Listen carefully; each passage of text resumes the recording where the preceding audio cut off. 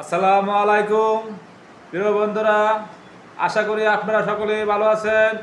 আজকে আমি বিদ্যুৎ আইন 2018 এর কিছু দ্বারা গল্পের মতো করিয়া বোঝানোর চেষ্টা করিব।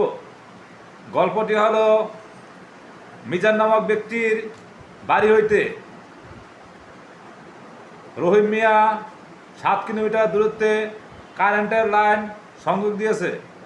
মিজানের বাড়ি হইতে 7 কিলোমিটার অবৈধ কারেন্টের সংযোগ দেওয়ায় তাহাদের কি অপরাধ হয়েছে প্রশ্নটা জানতে চাইছে। আমরা জানি বিদ্যুৎ আইন 2018 এর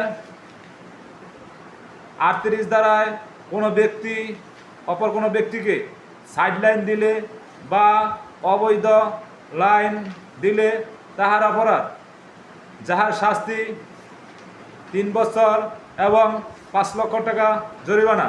তাই উল্লিখিত প্রশ্নের অ্যান্সার করিতে হবে বিদ্যুৎ আইন 2018 এর 38 ধারা দিয়ে।